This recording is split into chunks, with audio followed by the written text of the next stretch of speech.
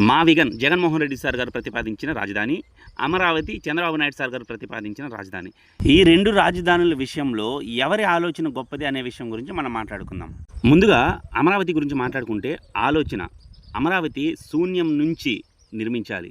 కానీ మా విగన్ మాత్రం అభివృద్ధి చెందిన ప్రాంతము, సుమారు 110 కిలోమీటర్లు అది ఆల్రెడీ అభివృద్ధి చెందిపోయింది. ఇంకో విషయం గురించి మాట్లాడుకుంటే ఎయిర్పోర్ట్, అమరావతిలో ఎయిర్పోర్ట్ అనేది లేదు. కానీ మా విగన్ ఆలోచనలో అంతర్జాతీయ ఎయిర్పోర్ట్ గన్నవరంలో ఉంది. కార్పొరేషన్లు అస్సలు ఒక్కటంటే ఒక్క కార్పొరేషన్ కూడా అమరావతిలో లేదు. కానీ మా విగన్ ఆలోచనలో 4 కార్పొరేషన్లు విజయవాడ, గుంటూరు, మచిలీపట్నం, మంగళగిరి.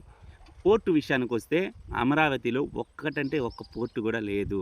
కానీ మా విగన్ ఆలోచనకు వస్తే మచిలీపట్నం అతి పెద్ద పోర్టు ఉంది. అది వైఎస్ జగన్మోహన్ రెడ్డి సార్ గారి హయాంలోనే నిర్మించబడింది.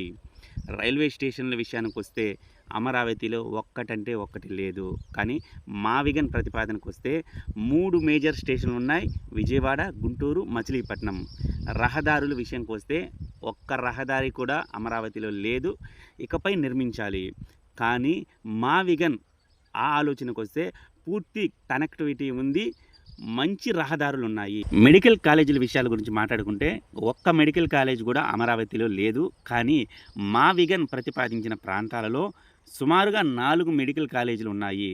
జనాభా విషయం గురించి మనం మాట్లాడుకుంటే అమరావతిలో 1,00,000 లోపే జనాభా ఉన్నారు. కానీ ఏదైతే ఈ మా విగన్ ప్రతిపాదించిన ప్రాంతాలలో సుమారు 60 లక్షల మంది జనాభా ఉన్నారు. ఇక ఈ విషయంలో అత్యంత ప్రముఖమైనది అంటే నిర్మించడానికి అయ్యే ఖర్చు. అమరావతిని నిర్మించడానికి సుమారు 2 లక్షల కోట్ల రూపాయలు అయితే, అదే మా విగన్ అనే ప్రతిపాదనలో వచ్చిన ప్రాంతాలను డెవలప్ చేయడానికి కేవలము 20,000 కోట్లు. అంటే ఆ 2 లక్షల కోట్లు 10%తో ఈ మా విగన్ అనే ప్రాంతాలను అత్యద్భుతంగా డెవలప్ చేయొచ్చు. ఇప్పుడు చెప్పండి, ఈ వీడియో చూస్తున్న మీరు మా విగన్ ఆలోచన గొప్పదా, అమరావతి అనే ఆలోచన గొప్పదా? మీ అమూల్యమైన అభిప్రాయాన్ని కింద కామెంట్ చేయండి. ఉంటా మరి.